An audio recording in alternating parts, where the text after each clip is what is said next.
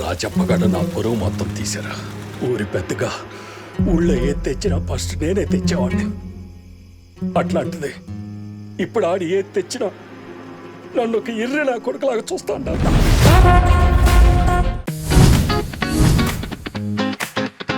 Cinema summer మరాహలో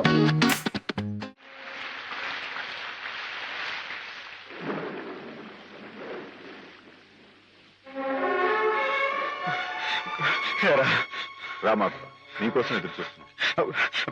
బాబు గారు, అమ్మాయి గారు ఎక్కడ? చెప్పండి, మాట్లాడమండి. అమ్మాయి గారికి ఏమైంది?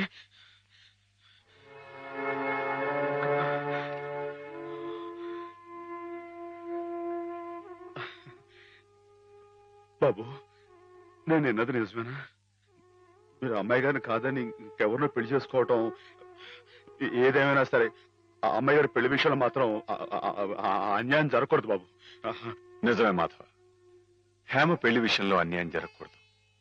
అందుకే నన్ను చేసుకోవడం ఇష్టం లేక గోదావరిలో దూకిన హేమను ఒడ్డుకు చేర్చాను.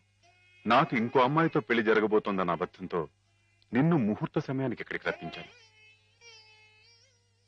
హేమకు అన్యాయం జరగకూడదని నీ మనసులో గట్టి కోరిక కనుకుంటే నేను చెప్పినట్టు చెయ్యి. ఆ గోదావరి తల్లి నీకు హేమకు కూడా మంగళ స్నానం చేయించింది. సుముహూర్తం ఇంకో 15 నిమిషాల్లో ఉంది.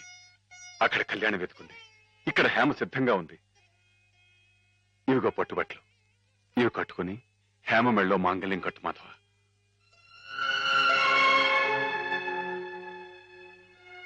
చూడు మాధవ, దగ్గర బంధువులు మేమేమి చేయలేక చేతులు ముడుచు కూర్చుంటే ఏ సంబంధం లేని నువ్వు ఆపద్బాంధవుళ్ళ మా కుటుంబాన్ని ఆదుకున్నావు.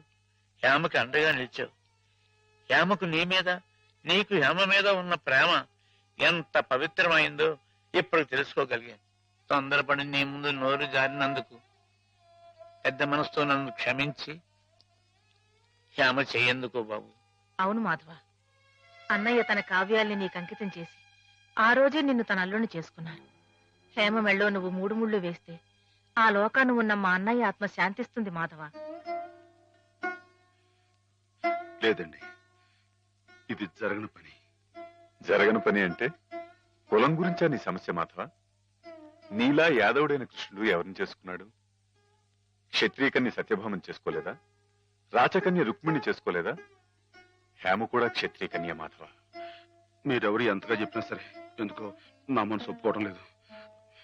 ఆ అమ్మాయి గారు మీ సొంత మనిషి, ఆవిడ మీరే పెళ్లి చేసుకోవాలి.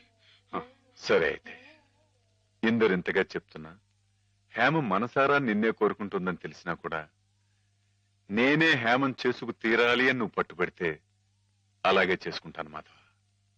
కానీ పెళ్లి చేసుకున్న మర్నాడే హేమ నీకు ఇలా కనిపిస్తుంది.